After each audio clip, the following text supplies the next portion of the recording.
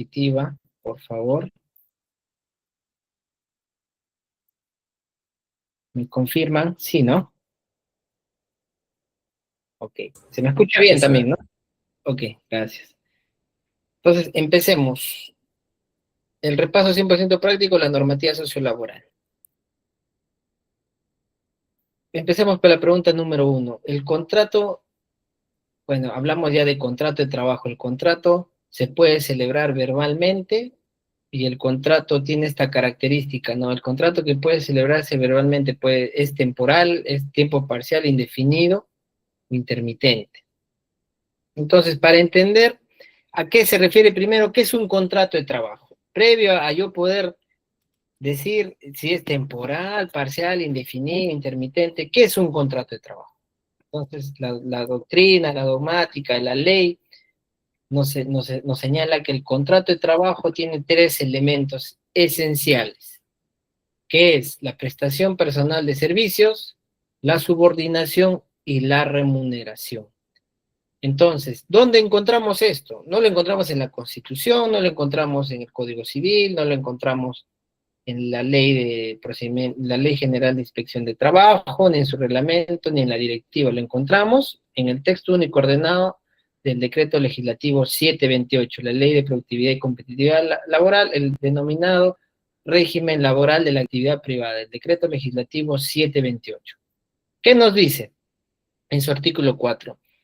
El contrato de trabajo, no dice, toda prestación personal de servicios remunerados y subordinados, se presume la existencia de un contrato a plazo indeterminado. Entonces, ahí nos da, digamos, una luz, una señal, que para hablar de un contrato de trabajo tiene que ser prestación personal de servicios, subordinación, remuneración. Cuando hablamos de contrato, hablamos de beneficios ganados, de un trabajo de manera indeterminada, ¿no? Entonces nos dice, este contrato de trabajo puede celebrarse libremente a un tiempo indeterminado o a sujeto modalidad, que eso sí cumple un plazo, pero debería establecerse. ¿A través de qué? De un contrato. Y si no hay un contrato de por medio, ¿ustedes creen que lo verbalmente va a prevalecer y en el verbal te van a decir, ¿sabes qué? Tú vas a trabajar 3 meses? No.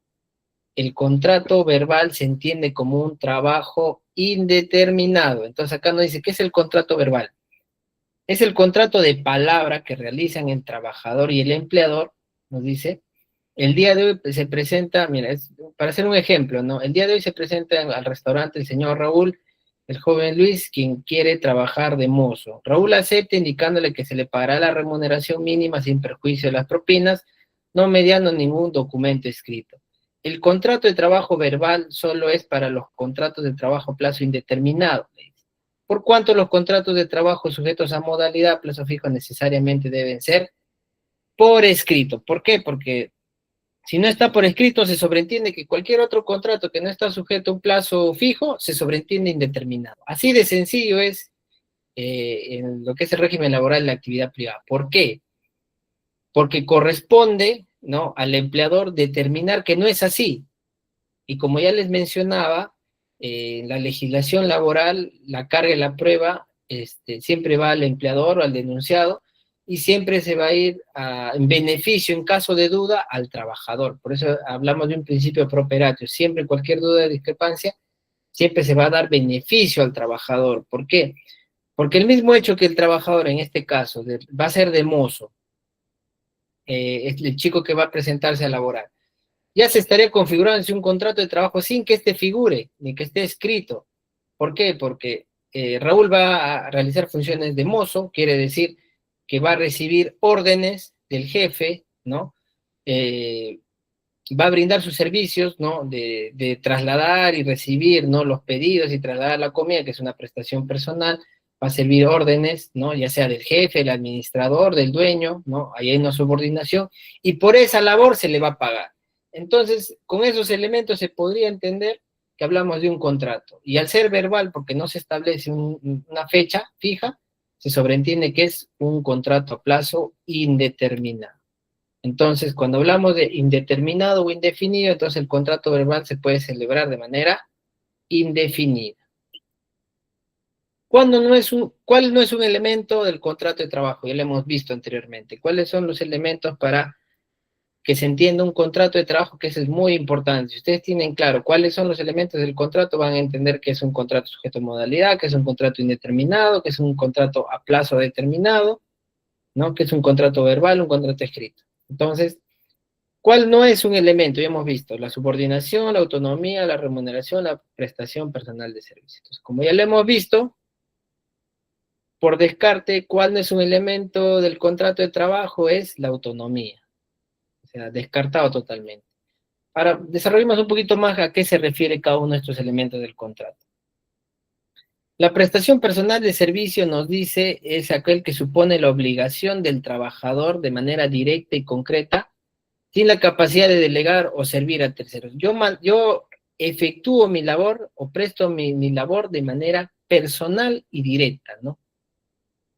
Ahora, la subordinación, nos dice la subordinación debe ser entendida como el poder del empleador para poder ordenar, fiscalizar y sancionar las acciones del trabajador en el marco de la relación laboral. Esto se puede transcribir a través de ¿qué? Mandatos, órdenes, memorandos, ¿no? Disposiciones que le da el jefe inmediato para que este trabajador realice su labor, ¿no? Su prestación personal de servicios. Y la remuneración nos dice que constituye, no todo efecto total e íntegro que recibe el trabajador en dinero o en especie, ¿no?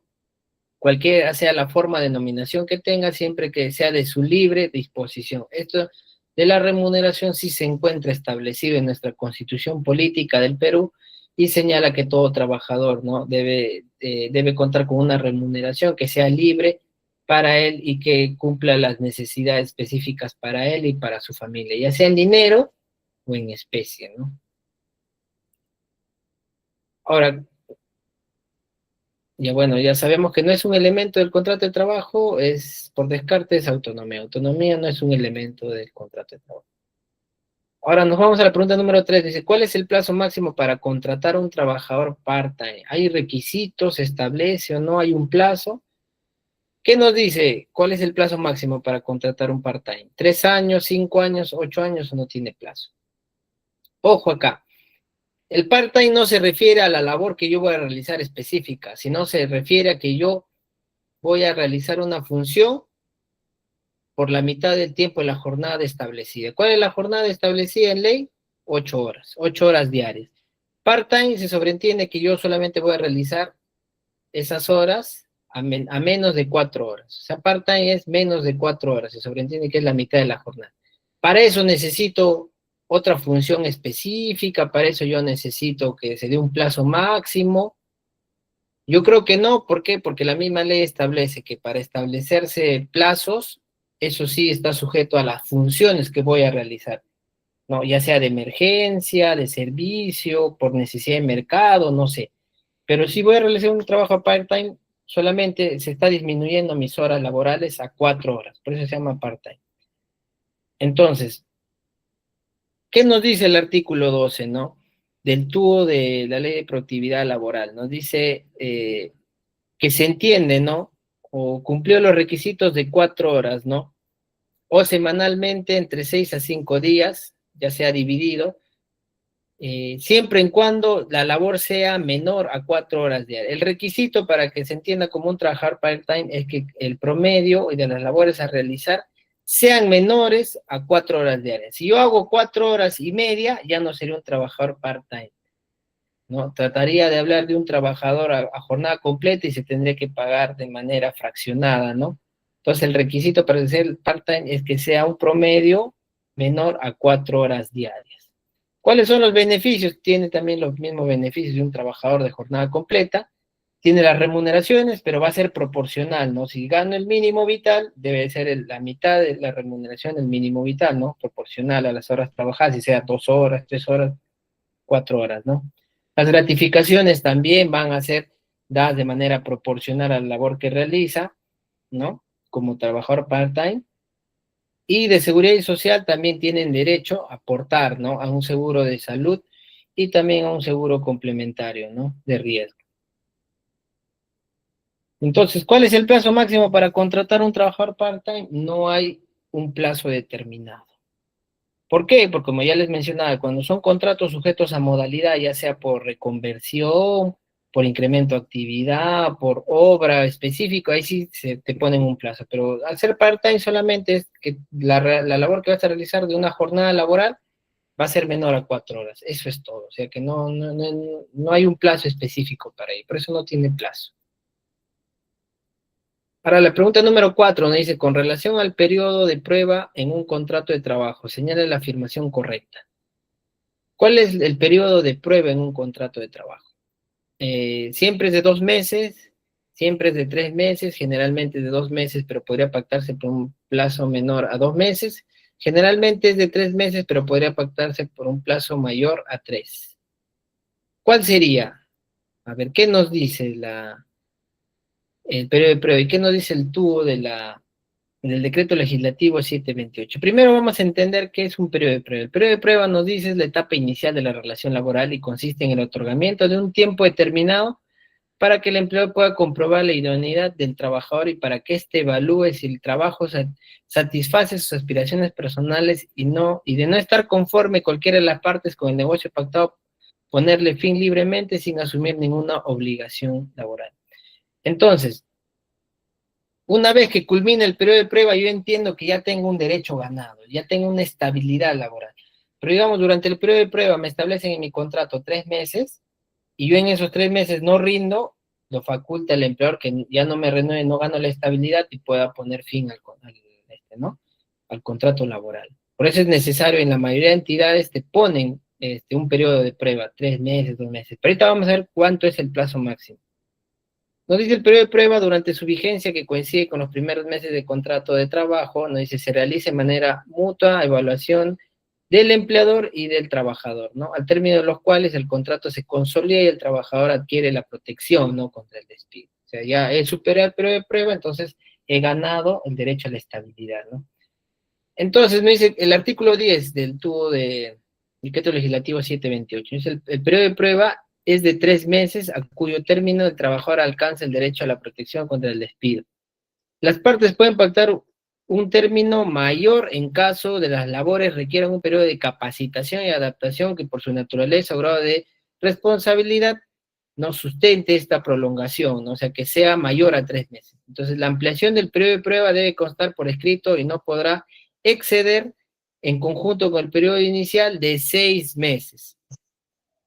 En el caso de trabajadores calificados o de confianza y de 1 año en el caso de personal de dirección. Entonces varía, ¿no? Con personal de dirección 1 año, de confianza, ¿no? 3 meses, ¿no? O de acuerdo también a la labor, si tiene que capacitarse, adaptación es más complejo y no es suficiente 3 meses, se puede ampliar a 6 meses. Entonces, generalmente, ¿qué nos dice? ¿Cuál es la respuesta a esta pregunta? Nos dice la alternativa D, ¿no? Generalmente es de 3 meses, pero podría pactarse en un plazo mayor de 3 meses, siempre en cuando, ¿no? Necesite mayor adaptación, capacitación, que sustente a 6 meses, o 1 año, si es caso, encargo de cargos de confianza y todo ello, ¿no? Entonces, eso se encuentra establecido en el tubo de la EPAG, perdón, en el tubo del decreto legislativo 728. Ahora nos vamos con la pregunta número 5. Dice, señale cuál de las siguientes alternativas no es un contrato laboral de obra o servicio. Acá ya hablamos de un contrato sujeto a modalidad. Los contratos laborales en el sector privado se dividen en dos, ¿no? El contrato a plazo indeterminado y el contrato a plazo determinado. Y estos contratos a plazo determinado se entiende que tienen un inicio y un fin, pero pueden tener varias modalidades, ¿no? Entonces tenemos contratos específicos, intermitentes, de temporada, de emergencia, y cada uno tiene una naturaleza específica, ¿no? En este caso estamos hablando de un contrato de obra-servicio. Nos dice la alternativa cuál no es. Entonces primero vamos a ver cuáles sí son para poder descartar. Primero hay que determinar que es un contrato para obra determinada o servicio específico, ¿no? Este tipo de contrato faculta la contratación temporal, ¿no? Por el tiempo que sea necesario para la culminación de una obra o servicio específico. Dice, su duración está vinculada a la terminación de la obra o del servicio. Eso está establecido en el artículo 63, ¿no? Del tubo del decreto de la 728, del decreto legislativo 728, ¿no? A modo de ejemplo, en el caso de contratación de un programador de sistemas a cargo de implementar un sistema uniforme y de registro y de archivo de documentación contable en la empresa, la contratación del personal destinado a instalar paneles eléctricos en una planta fabril, ¿no? O sea, están determinados solamente, bueno, voy a actualizar mi software, necesito contratarlo por 3 meses. Ahí es el problema en estos contratos modales, así llamados contratos modales. Digamos, ¿no? Yo lo contrato para la terminación de una obra o un servicio, ¿no? Voy a actualizar en todo el Midagri el software y para eso necesito 5 programadores profesionales en sistemas y que lo hagan en 3 meses. Una vez culminada el servicio, ya no los vuelvo a contratar, ¿no?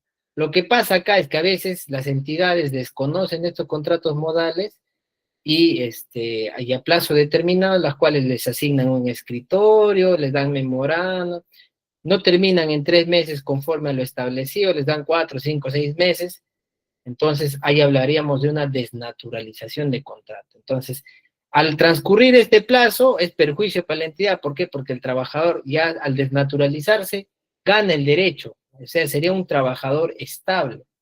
Entonces, lo puede hacer valer administrativamente o lo puede hacer valer judicialmente, pero ya tendría un derecho ganado. Entonces hay que tener mucho cuidado que estos contratos específicos deben respetar el plazo para el cual han sido establecidos, ¿no? Entonces, este contrato de obra o servicio se divide en 3. En contrato para obra determinado servicio, en casos de contrato obra intermitente o contrato obra servicio por temporada. Son 3 tipos de contratos de obra o servicio. Contrato para obra determinado servicio específico, intermitente o de temporada. Entonces, por descarte tenemos, ¿no? El contrato de emergencia. El contrato de emergencia no vendría a ser un contrato laboral de obra o de servicio. Eso también está establecido en el artículo 63 del TUO, el decreto legislativo 728. Normativa también que les voy a pasar, no se preocupen. Voy a remitir todo, las diapositivas, así como también el cuestionario que ya lo van a remitir, supongo, en su oportunidad, el centro de capacitación, y bueno, yo la normativa también se les va a facilitar para que puedan darle un repaso, ¿no?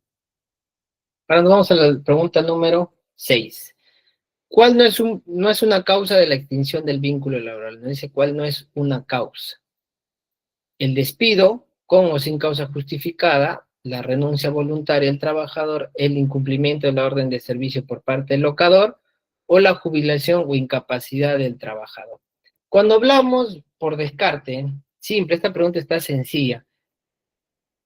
Causas de extinción del vínculo laboral, no dice causas.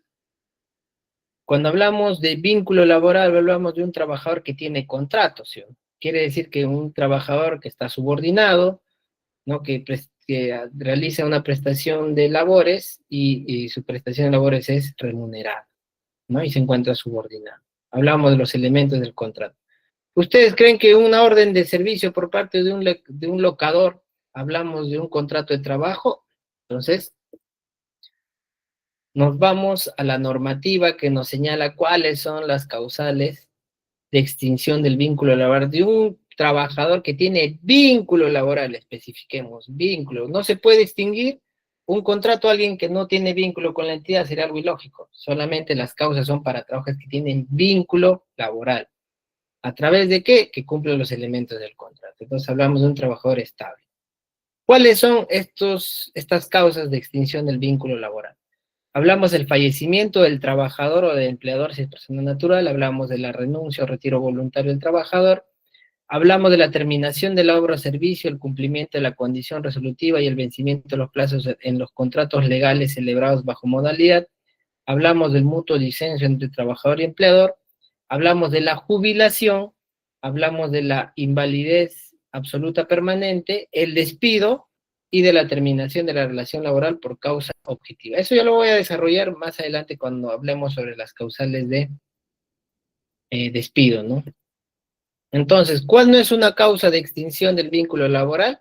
El incumplimiento de la orden de servicio por parte del locador. Como ya hemos mencionado, si hablamos de vínculo laboral, es de una persona que es permanente, ¿no? Que tiene un contrato, que está subordinado, prestación de servicios, y por sus servicios está debidamente remunerado, los elementos del contrato.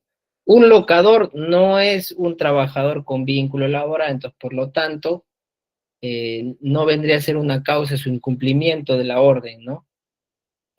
Para entenderse como extinción del vínculo laboral. Entonces, la alternativa correcta es la alternativa C. La pregunta número 7. Se refiere a la disolución, liquidación o quiebre de la empresa. Corresponde a la extinción de un vínculo laboral. Eso hemos hablado, ¿no? Acá está. Como causa objetiva. Está en la letra H, ¿no? Dice la terminación de la relación por causa objetiva. Una causa objetiva es, ¿no? La disolución, liquidación o quiebre de la empresa. Corresponde a la extinción del vínculo laboral. La renuncia, la culminación colectiva de trabajos, el mutuo acuerdo, ninguna de las anteriores. Si hablamos de disolución, liquidación o quiebra, ¿hablaríamos de una renuncia? Claro que no. Si hablamos de liquidación, quiebra de la empresa, de un mutuo disenso, no, porque está ajeno a la voluntad del trabajador. O sea, él no quiere renunciar, pero por estas consecuencias se va a dar la extinción, ¿no? Pero no recae sobre el trabajador. Y la culminación colectiva de trabajo o ninguna de las anteriores. A ver, ¿a qué se refiere? Las causas objetivas, la terminación colectiva de los contratos de trabajo. O sea, ¿a qué se refiere la terminación colectiva? Entonces nos dice, nuestra legislación ha contemplado supuestos concretos de terminación colectiva de los contratos de trabajo y por ende no genera en los trabajadores el derecho a percibir alguna indemnización por extinción de la relación laboral, de modo que se hayan previsto los siguientes supuestos. Caso fortuito, fuerza mayor, que suponga la desaparición del centro de trabajo, por motivos económicos, tecnológicos, estructurales o analógicos, por disolución, liquidación o quiebra de la empresa, ¿no? Entonces, la pregunta dice, por la disolución, liquidación o quiebra de la empresa corresponde a la extinción de un vínculo laboral, determinación colectiva de los contratos de trabajo. Entonces hablamos de una culminación colectiva de trabajo. Ahora vamos a la pregunta número 8. Dice, ¿cuáles son los efectos del despido a nivel judicial? Ya les había, muchos han escuchado diversa jurisprudencia en tema de los despidos y cuando se hace valer este derecho a nivel judicial. ¿Qué nos dice? ¿Solo procede la reposición laboral? ¿Solo procede la indemnización laboral? ¿O el trabajador opta por la reposición laboral o la indemnización laboral o ninguna de las anteriores? Entonces, cuando yo presento mi demanda laboral por un despido incausado, injustificado, nulo, ¿cuáles son los efectos? Entonces, tenemos los tipos de despido: incausado, injustificado, nulo o fraudulento. Que eso ya el día de mañana, si es que alcanza tiempo, vamos a tratar de desarrollar, pero enfoquémonos en la pregunta. ¿Cuáles son los efectos del despido a nivel judicial? Entonces, nos dice como remedio la indemnización por despido arbitrario en caso injustificado o incausado. La tutela es el pago de indemnización, daño moral, ¿no? De acuerdo al Pleno Nacional. Ahora, si hablamos de un contrato nulo o fraudulento, hablamos de la reposición o indemnización, igual al fraudulento, reposición o indemnización, ¿no? Aparte de ello, la tutela es el pago, lucro cesante y daño moral, igual el otro daños, o sea, daños y por daños y perjuicios, lucro cesante, ¿no? Entonces, en todos estos casos, como remedio y como tutela, tenemos la reposición o la indemnización. Entonces, uno de los efectos, ya sea nulo, incausado, fraudulento, procede el efecto de la reposición o la indemnización laboral. ¿Eso quién lo determina? El trabajador. ¿Y cómo lo va a determinar? A través de una medida cautelar. Él va a querer que se le reponga el centro laboral o que ya no quiere volver al centro laboral y solamente quieren que se le indemnice por este despido que no ha sido debidamente motivado, no ha sido justificado, ¿no? Así fraudulento, nulo. Entonces, el efecto judicial es su reposición, el trabajador, pero el trabajador opta por su reposición o su indemnización laboral. Ahora, ¿cuál es la edad máxima para el cese definitivo del trabajador? También ha habido modificatorias, alternativas, respecto al sector público y privado, pero lo vamos a abarcar el día de hoy. La edad máxima para el cese definitivo por límite de edad es los 65 años, es los 60 años para mujeres y 65 varones, es 70 años o 70 años varones y 65 mujeres. A ver, ¿qué dicen? Tenemos dos alternativas. Y en ambas nos establecen que el límite de edad, tanto en el sector público y privado, es de 70 años. En el artículo 21 del TUO nos dice, del decreto legislativo 728, sobre todo que si estamos hablando de SUNAFIL, hablamos que el límite en el ámbito privado es de 70 años de edad, salvo pacto en contrario, y no se exige cumplir con ningún requisito previo. Esa es la diferencia entre el privado. Yo, por ejemplo, ceso, tengo 70 años de edad en una empresa privada, puedo pedir seguir laborando, ¿no? Y mi empleador, si él decide, puede seguir contratándome, puede seguir ampliándome el contrato.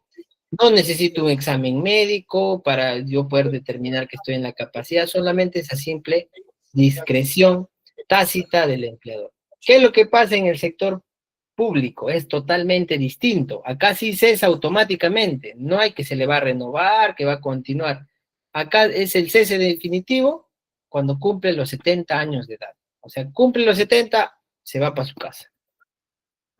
¿Qué es lo que pasa ahora con una modificatoria que se ha dado?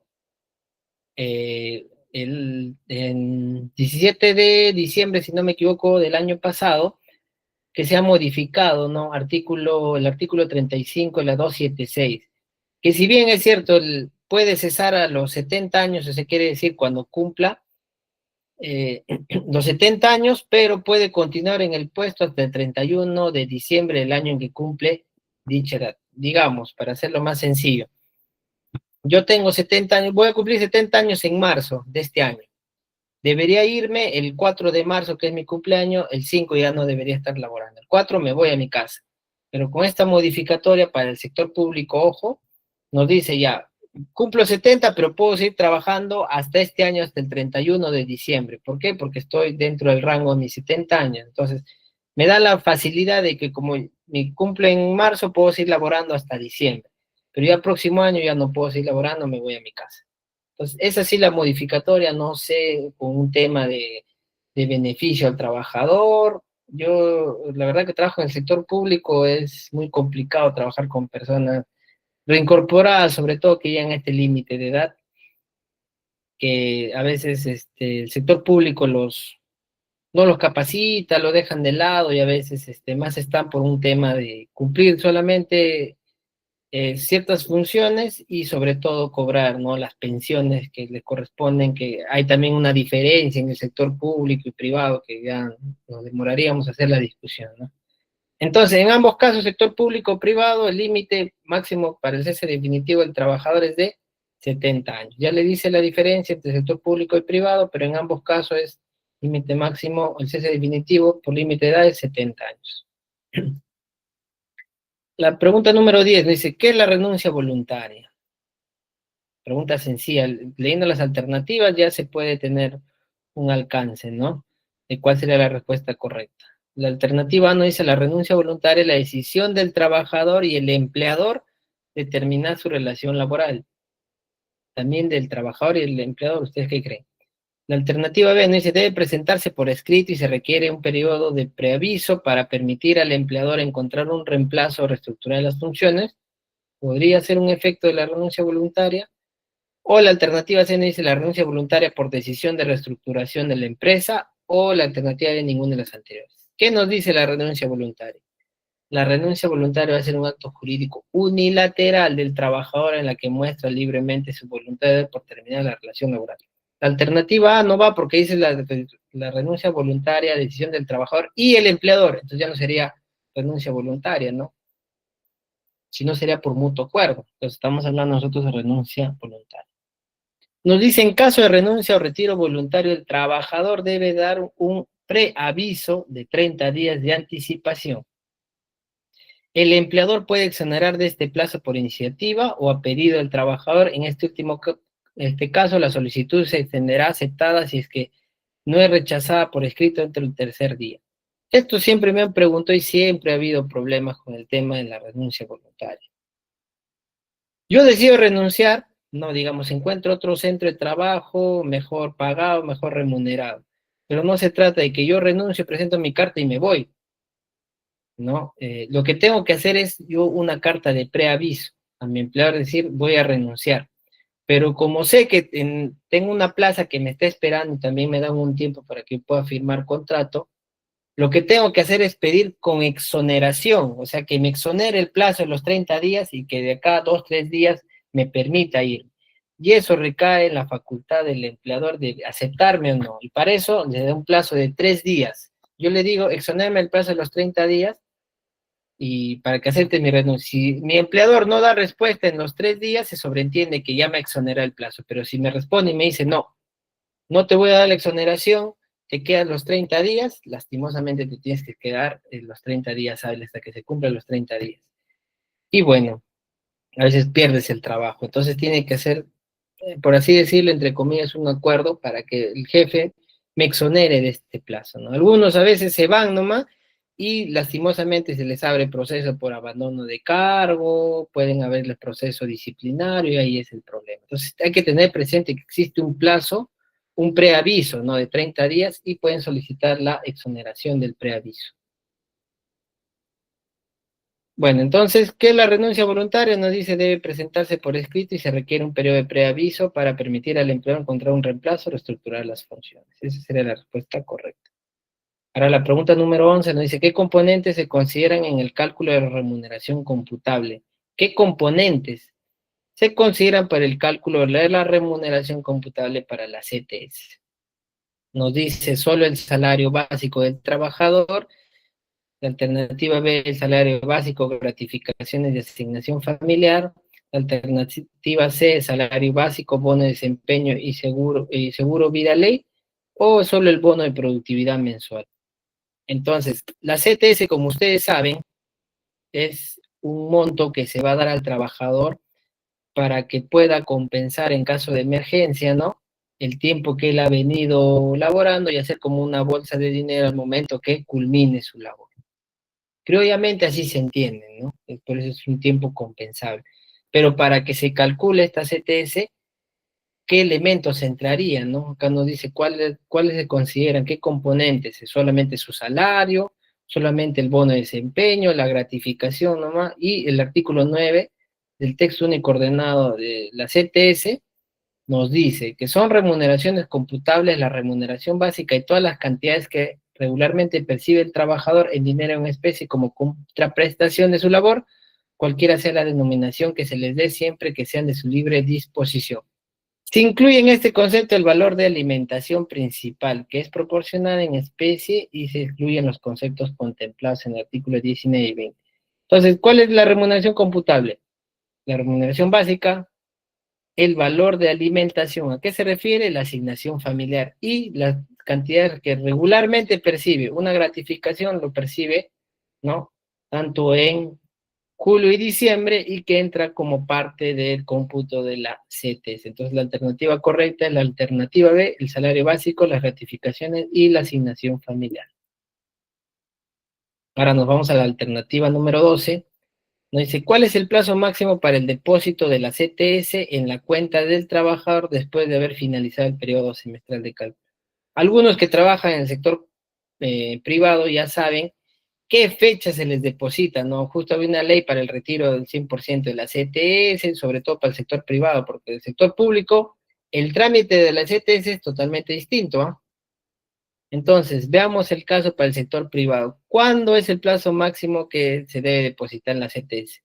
¿Por qué es importante que tengan presente esto? ¿Cuándo se depositan las fechas? Porque cuando ustedes sean inspectores de trabajo y cuando denuncien falta de pago, que no le han pagado gratificaciones, CTS, ustedes tienen que ver si se le ha depositado en el plazo y el monto que corresponde.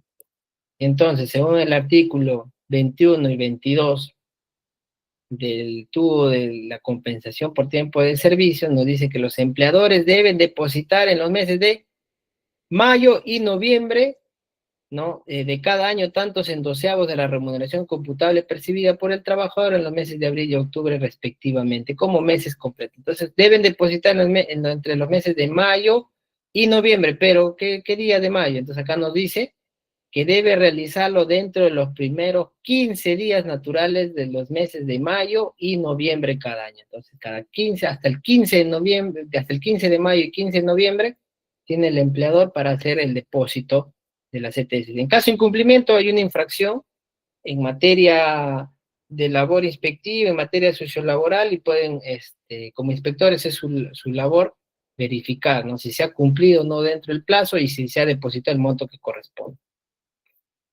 Entonces, la alternativa correcta es la alternativa C, dentro de los primeros 15 días calendarios entre mayo y noviembre. El artículo 13, ¿qué nos dice? Perdón, la pregunta número 13, ¿qué nos dice? Si un trabajador renuncia voluntariamente antes de completar el semestre, ¿cómo se calcula su CTS? Sencillo. ¿Qué nos dice? ¿Cómo se calcula? El artículo 21 del TUD de la compensación por tiempo de servicio se va a depositar, ¿no? De dos formas. En los meses completos, en doceavos, y en los meses incompletos se va a dar de manera fraccionada por mes en treintavos. O sea, por día se va a hacer el cálculo. Entonces, ¿cómo se va a realizar el cálculo? De manera proporcional según los días trabajados. Eso es más que lógico. Igual en la gratificación sucede. Si es que yo no completo el periodo, no me dice tres meses antes de la gratificación de julio o de diciembre, me tendrían que dar de manera proporcional a los días trabajados. No me van a dar completo, pero me tendrían que dar de forma proporcional. Igual es en la CTS. La pregunta número 14 nos dice qué tipo de infracciones no es realizar, qué tipo de infracción no es realizar el depósito de la CTS en el plazo establecido, como les mencionaba. Esto sí viene y es pregunta de cajón, ¿no? Siempre preguntan de la CTS qué tipo de infracción es, cuál es el periodo. Siempre va a venir una pregunta de la CTS. ¿Por qué? Porque esto es lo que se ve. Yo que he trabajado en el área de instrucción y en el área sancionadora, casi la mayoría de infracciones en materia sociolaboral es cuando el empleador no ha depositado el plazo. No ha depositado la CTS en el plazo establecido o no ha depositado la CTS del monto que corresponde. Entonces, esto vendría a ser una infracción leve y subsanable, vendría a ser una infracción grave e insubsanable, podría ser una infracción grave y subsanable, una infracción grave y subsanable. Como estamos hablando específicamente del depósito, el plazo, porque nos está hablando qué tipo de infracción no es realizar el depósito en el plazo, o sea, quiere decir que no lo he depositado dentro de los 15 días del mes de mayo. Lo deposité el 16, 17, ya sería una infracción, pero puede ser grave, es muy grave, es leve o es subsanable. Y acá tenemos la respuesta. Es un incumplimiento, sí, y nos dice que cuando el empleador debe efectuar directamente el pago de la compensación por tiempo de servicio o no cumpla con realizar los depósitos que corresponden, quedará automáticamente obligado al pago de intereses, ¿no? Entonces, ese es un incumplimiento y tiene que pagar intereses, pero ya en el reglamento de la Ley General de Inspección del Trabajo establece el catálogo de cuáles son las infracciones graves, muy graves, leves en materia de relaciones laborales, en materia sociolaboral, en materia de seguridad y salud en el trabajo, y establece en su numeral 24.5 nos dice no depositar íntegra y oportunamente la compensación por tiempo de servicio. Entonces, eso es considerado como una infracción grave. Ahora, ¿es subsanable o no es subsanable? Nos dice que sí es subsanable porque sí, digamos, no le depositó en el plazo, ya no le depositó entre los 15 días, le deposita el 20, el 25, ¿no? Pero ya está cumpliendo con depositar, pero no lo depositó dentro de los 15 días. Es una infracción, sí, es grave, pero puede subsanarlo. ¿Pero qué conlleva la subsanación? A que se le pueda reducir la multa, ¿no? Depende en qué etapa está, si ha sido en etapa, ha subsanado en investigación, en la etapa instructora o si ha sido en la etapa sancionadora, porque ya no puede subsanar cuando ya tiene una resolución, ¿no? Entonces es importante tener presente en qué etapa y la reducción se va a dar en porcentajes de acuerdo a que si ha sido antes de una resolución de sanción. Entonces es grave y subsanable. Ahora, la pregunta número 15, ¿qué nos dice? ¿Hasta qué fecha los trabajadores pueden retirar el 100% de su CTS según ley 32.322? Eso también ya no necesita mayor análisis, es solamente revisar la ley y la ley es esta, simple, tiene su artículo único y su disposición complementaria. ¿Qué nos dice la ley 32322? Nos dice la ley que modifica el decreto legislativo 650, ley de compensación por tiempo de servicios, efecto de facultar retiro de hasta el 100% de la compensación por tiempo de servicios para caso de enfermedad terminal o diagnóstico de cáncer y cubrir necesidades por la crisis económica. Su artículo único, el artículo 42, que se modifica y establece que el trabajador podrá realizar efectivos parciales de disposición a cargo de su CTS, siempre que no exceda el 100% de los 50, no exceda el 50% de los mismos. En caso el trabajador es diagnosticado con enfermedad terminal o cáncer debidamente acreditados, ante el empleador puede efectuar en cualquier momento el retiro del 100% de su CTS, ¿no? ¿Qué nos dice su disposición complementaria? Nos dice la disponibilidad temporal de los depósitos de la compensación por tiempo de servicio. Se autoriza por única vez hasta el 31 de diciembre del 2026, ¿no? Para que puedan realizar el retiro, ya sea del 50% o del 100% en caso de enfermedad grave, cáncer, enfermedad terminal, ¿no? Debidamente acreditados. Entonces, la alternativa correcta es la alternativa B, nos dice hasta el 31 de diciembre del 2026. Ahora, la pregunta número 16 nos dice, si un trabajador está afiliado a una entidad prestadora de salud, a una EPS, ¿qué porcentaje adicional recibe como bonificación extraordinaria su gratificación? Para entender, cuando se hace la liquidación de un trabajador en el sector privado, como decía, es un mundo totalmente distinto al Estado. La diferencia del privado que puede optar por una EPS, a diferencia del Estado, que la mayoría son trabajadores que pertenecen a salud, ¿no? Y que no reciben gratificación, solo reciben un aguinaldo de 300 soles establecido en ley, en cambio el privado recibe 728, una remuneración adicional. Se hace un cálculo de su gratificación, ¿no? Y de la gratificación hay un porcentaje como bonificación extraordinaria. ¿Y eso dónde va? Nos dice que se añade como porcentaje adicional, como bonificación extraordinaria, al 9% si está afiliado de salud y el 6.75% a una CTS, ¿no? Entonces, si un trabajador está afiliado a una entidad prestadora, a una EPS, que no es de salud y hemos visto, ¿qué porcentaje recibe como bonificación extraordinaria? Acá la ley nos dice el 6.75%, el 6.75% sobre su gratificación, como bonificación extraordinaria. Sería el 9% si es que fuera trabajador si estuviera afiliado a salud. Bueno, ahora, la pregunta número 17 nos dice, ¿a cuánto equivale la bonificación extraordinaria cuando el trabajador está afiliado a salud? Ya eso está en la pregunta anterior, ya acá está la respuesta. Si hablamos 6.75 CSPS y con ese salud, ¿a cuánto corresponde? Al 9%, ¿no? Entonces la alternativa correcta es al 9% de la remuneración computable si es que el trabajador está afiliado a salud como bonificación extraordinaria. El artículo 18 dice, ¿cuál es la base de cálculo de la bonificación extraordinaria que percibe el trabajador junto con la gratificación legal? Entonces, ¿qué se debe calcular en la bonificación extraordinaria para que perciba el trabajador junto a su gratificación? Como el trabajador de las 728, aparte que recibe su gratificación de julio y de diciembre, recibe una bonificación extraordinaria. Entonces, ¿cómo se calcula esto? Nos dice, es en base a la remuneración mínima vital vigente, es en base al monto de la gratificación legal, es en base a la remuneración básica mensual o es en base al promedio de la remuneración de los últimos 6 meses. Entonces, como bonificación extraordinaria al 9% de salud y en EPS al 6.75, que ya lo hemos visto. Entonces, el monto el monto de la bonificación extraordinaria se va a hacer de acuerdo al monto de la gratificación legal. ¿Y cuál es la gratificación legal? Si gana 1.200, así como el ejemplo, no, digamos, si gana 3.000, ¿no? El semestre completo y está afiliado a salud, su cálculo sería, como remuneración computable, son 3.000 soles, y como gratificación va a recibir otros 3.000 soles más. Y como bonificación extraordinaria se le tiene que sumar el 10% si es que fuera a salud, ¿no? lo cual, haciendo el cálculo matemático, sería 270 soles adicionales. Entonces, ¿cómo recibiría su gratificación? Recibiría en total 3.270 soles.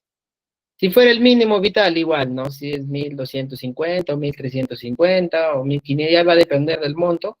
Igual, se tiene que calcular en base a la bonificación extraordinaria, ya sea 9% si es de salud o al 6.75 en caso de una EPS. Y ese es el monto que recibe como gratificación legal. Entonces, ¿cuál es la base del cálculo? Para esta bonificación, el monto de la gratificación legal. O sea, quiere decir el mismo monto que recibe, ¿no? Si su remuneración mensual es 3.000, pero en julio y diciembre, vuelvo a repetir, reciben una remuneración íntegra, ese es el base del cálculo para que reciba la bonificación extraordinaria. Bueno, la penúltima pregunta nos dice, ¿la bonificación extraordinaria está afecta a aportes previsionales de UNP o FP? ¿Qué nos dice? ¿Esta bonificación está afecta o no de los aportes previsionales, AFP o NP? Sí, en todos los casos. B, solo cuando el trabajador está afiliado de salud. C, no está afecta aportes previsionales. Y D, solo cuando se paga conjuntamente con la gratificación de julio. Entonces, ¿qué nos dice? ¿Cuál es la naturaleza de este bono extraordinario? Nos dice que no tiene carácter remunerativo y por lo tanto no afecta a aportes previsionales. ¿Qué quiere decir? Que esta bonificación no se descuenta para que vaya a mi FP, en pocas palabras, en resumiendo para entenderlo bien. Esta bonificación que me van a otorgar no va a ser afectada, o sea, no me van a descontar para que vaya a mi AFP o a mi NP, entonces no se encuentra afecta de aportes previsionales. Y por último, la pregunta número 20 nos dice, ¿las horas extras se consideran para el cálculo de la gratificación? A ver, ¿qué nos dice? Las horas extras. Sí, si han sido percibidas 6 meses durante el semestre correspondiente. Sí, si han sido percibidas en al menos 3 meses durante el semestre correspondiente. No, nunca se considera, solo si el empleador lo decide. A ver, ¿qué nos dice las horas extras el Ministerio de Trabajo? Las horas extras o trabajo en sobretiempo es el tiempo trabajado antes de la hora de ingreso o después de la hora de salida, que excede la jornada de trabajo diario. O sea, quiere decir, yo tengo establecida 8 horas, establecido por ley 8 horas de jornada laboral, la cual se puede extender a 9 a 10 horas. Puede ser antes o después de mi inicio y fin de mi jornada laboral. Entonces, eso es considerado horas extras, horas en sobretiempo. ¿Cuál es la diferencia entre el sector público y privado? Que en el sector privado te pagan, se pagan las horas extras en remuneración, quiere decir se calcula y te tienen que hacer un incremento remunerativo. Lo que no pasa en el sector público, porque no hay capacidad de gasto y solamente estas horas de sobretiempo se calculan para compensar días, horas que tú puedas pedir de permiso, pero no se te paga. En cambio, en el sector privado sí se paga y eso por eso nos pide cuál es el cálculo, ¿no? Entonces, ¿qué es necesario, no? Para que se pueda ejecutar, digamos, o se pueda hacer el pago de las horas extras. Nos dice que debe ser con regularidad y es importante que se reconozca y se paguen, además de un mínimo de 3 meses en un lapso de 6 meses. Estos montos formarán parte de tus beneficios sociales, como tu gratificación CTS y gratificaciones conforme lo establecido en el artículo 16 del Decreto Supremo 0197, ¿no? Entonces acá nos dice como mínimo 3 meses, ¿no? Que tiene que ser con regularidad, en un mínimo de 3 meses, en un lapso de 6 meses. Entonces acá la pregunta nos dice, las horas extras se calculan para el cálculo de la gratificación, sí, si han sido percibidas en al menos 3 meses durante el semestre correspondiente, tal y como lo establece el artículo 16 del Decreto Supremo 01-97-TR, ¿no? Entonces, eso serían las 20 preguntas del día de hoy. El día de mañana vamos a realizar las 60 preguntas que corresponden, porque como ya les mencionaba, en tema de normativa sociolaboral es muy extensa, hablamos de diversos regímenes laborales y por eso es que se ha decidido avanzar unas 20 preguntas como clase final el día de hoy y mañana ya culminar, y bueno, prácticamente las 3 horas, realizar o culminar las 60 preguntas, bueno, el día miércoles, perdón, las 60 preguntas que faltarían respecto al tema de la normativa sociolaboral.